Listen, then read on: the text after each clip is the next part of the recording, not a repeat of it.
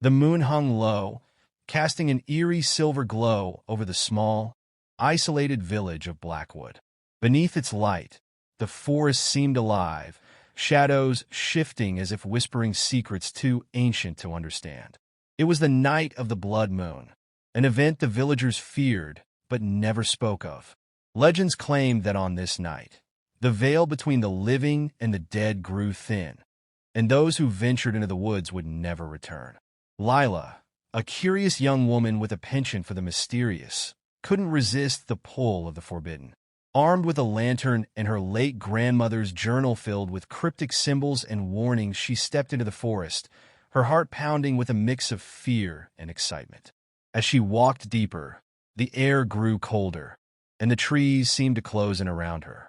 Strange whispers floated through the night, words she couldn't understand but felt in her bones. Suddenly, the lantern flickered, and she froze. Ahead, in a clearing, stood an ancient stone circle bathed in an otherworldly light. In its center, a figure cloaked in shadows awaited her. The figure raised a hand, and the whispers grew louder, transforming into an unholy chant. Lila tried to turn back, but her feet wouldn't obey. The journal in her hands began to glow, the pages flipping wildly on their own. A chilling voice echoed in her mind, "You should not have come, child of the cursed bloodline."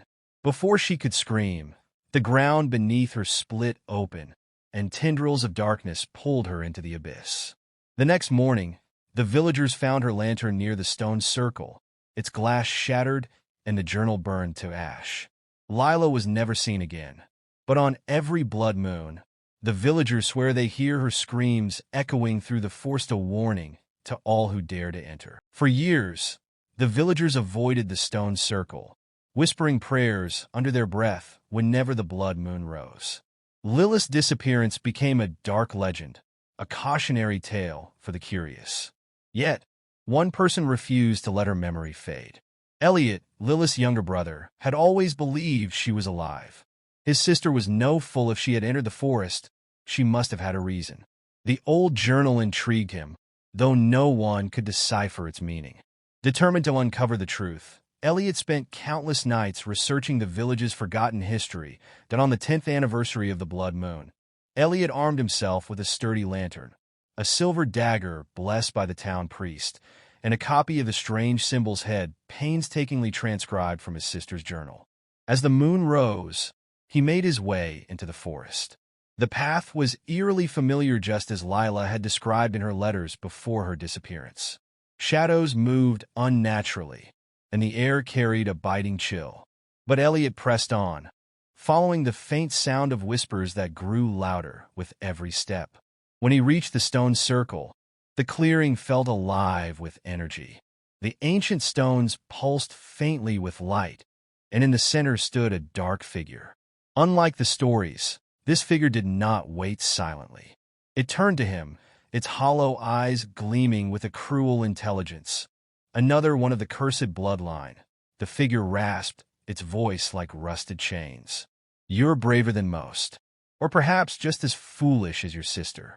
Elliot gripped the silver dagger tightly. The figure tilted its head, and for a moment, the whispers stopped. "She's here, boy, between worlds, as she chose. But you can join here or take her place." The ground trembled, and the stones glowed brighter, revealing faint symbols carved into their surfaces. Elliot quickly glanced at his notes, recognizing the runes as a binding spell. If he could complete it, he might trap the figure and break the curse. The figure lunged, its form shifting like smoke. Elliot dodged and slashed with the dagger, the silver edge slicing through the shadow, making it shriek in pain. As the creature recoiled, Elliot began to chant the words from his notes, his voice steady despite the fear clawing at him. The figure howled, the ground beneath the circle cracking and oozing darkness. From the shadows, a faint voice called out Elliot. It was Lila. Her figure appeared, translucent and trembling, just outside the circle. "Don't stop," she cried. "Finish the spell." Elliot's voice grew louder, the runes on the stones now blazing with light. The figure's form began to disintegrate, its howls becoming desperate. But as the final word left his lips, The figure lunged one last time, grabbing Elliot's wrist. The light exploded, blinding him.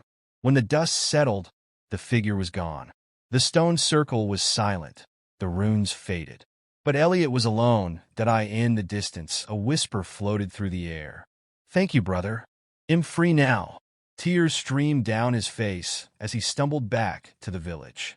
The curse was broken, but the price was steep. Lila was gone for good, her spirit finally at rest.